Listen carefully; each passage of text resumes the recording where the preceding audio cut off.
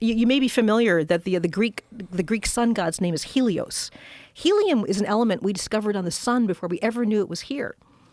In the turn of the last century, in the late 1800s, when they were passing sunlight through a prism and they were looking at all these patterns of light, there was one chemical that we'd never seen before here. And so they named it after the sun, helium. It was on the sun, but not here. We never knew that helium was here. That was found later. It was later we found it, in natural gas, radioactive decay.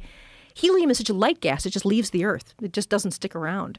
And so, helium, we saw this pattern of colors in the sun's light. We were like, well, what the hell is that? And it turned out to be a new element we'd never found before. What year was that?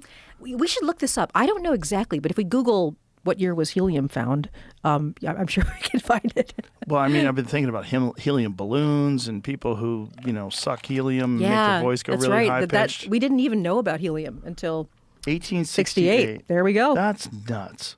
So they figured out that there was helium in the sun in 1868. Long before we ever identified it on this planet.